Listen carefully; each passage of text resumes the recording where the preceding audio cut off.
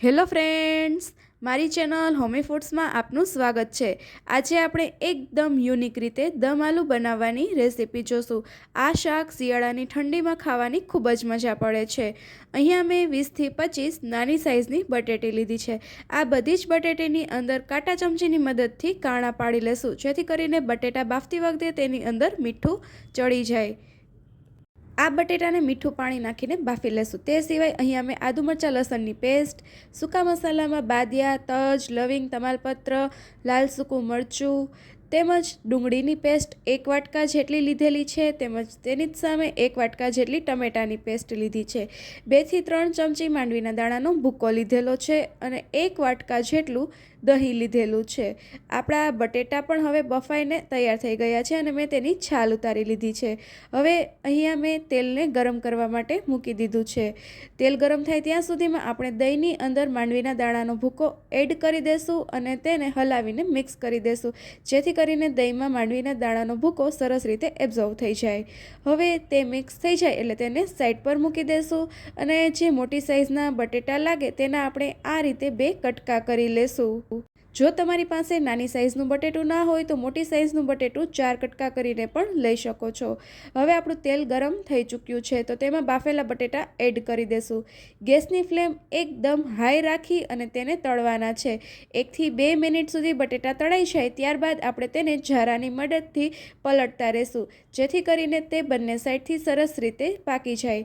આ બટેટા golden brown કલરના થાય ત્યાં સુધી આપણે તેને હાઈ ફ્લેમ ઉપર જ તળવાના છે। તો તમે જોઈ શકો છો કે બટેટાનો કલર ચેન્જ થઈ ગયો છે, એટલે કે બટેટા સરસ રીતે તળાઈ ગયા છે। હવે તેને એક થાળીમાં સાઈડ પર કાઢી લેશું। હવે આ તેલમાંથી વધારાનું તેલ કાઢી લેશું અને 2 થી 3 ટેબલસ્પૂન જેટલું તેલ રહેવા દેશું। તમે ઈચ્છો તો થોડું વધારે તેલ પણ નાખી શકો છો।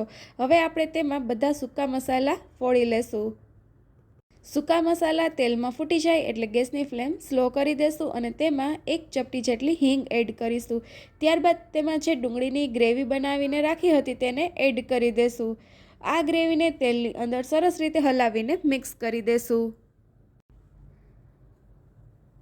ડુંગળીની બધી જ ગ્રેવી એડ થઈ જાય ત્યારબાદ તેને તેલની અંદર 1 મિનિટ સુધી હલાવીને ચડવા દેશું।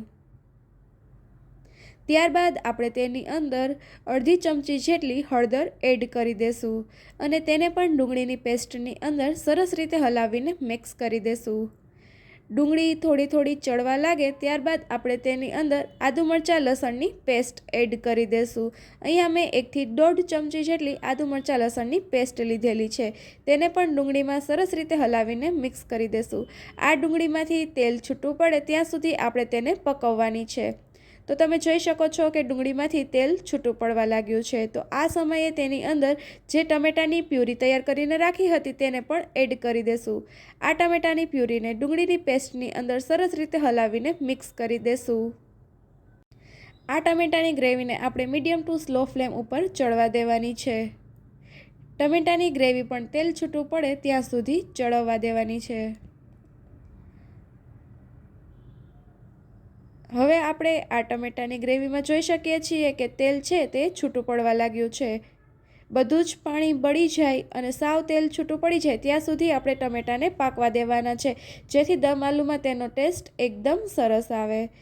ટમેટામાંથી તેલ છૂટું પડી જાય ત્યારબાદ દહીંમાં જે માંડવીના દાણાનું મિશ્રણ તૈયાર કર્યું હતું તે એડ કરી દેશું। આ મિશ્રણને એડ કર્યા બાદ ગ્રેવીને સતત હલાવતા રહેવી, કેમ કે માંડવીના દાણાના લીધે તળિયે બેસી જવાનો સંભાવના વધારે રહે છે। આ માંડવીના દાણાની દહીંની પેસ્ટને પણ આપણે દમ આલુની ગ્રેવીમાં સરસ રીતે હલાવીને મિક્સ કરી દેશું। હવે આપણે ફરીથી આ ગ્રેવીને તેલ છૂટું પડે ત્યાં સુધી ચડવા દેવાની છે।